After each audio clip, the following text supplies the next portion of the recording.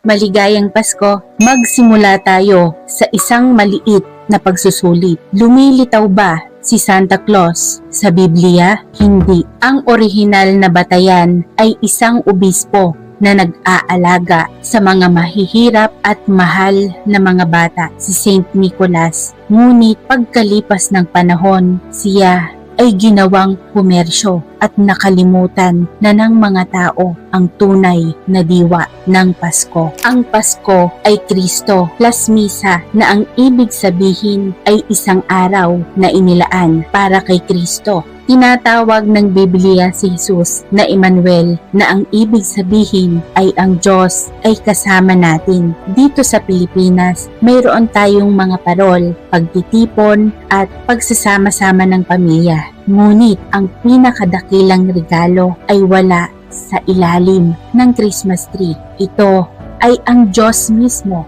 na dumating sa atin. Kapag nakakaramdam ka ng takot tungkol sa buhay, pera o sa hinaharap, hindi siya nagmamasid mula sa malayo. Nasa tabi mo siya, nagdadala ng liwanag at kapayapaan at nagdadala ng tunay na liwanag, kapayapaan at pag-ibig. Ngayong Pasko, ibalik natin ang pagtuon sa tunay na tagapagligtas. Imbitahan si Jesus sa iyong buhay at sa iyong pamilya. Kung gusto mong makatanggap ng walang hanggang regalo na ito, itype ang Emmanuel sa comment. Ipagdarasal kita at ang iyong pamilya. Naway pagpalain ka ng Diyos at ang iyong pamilya ng kagalakan, kapayapaan at pag-ibig.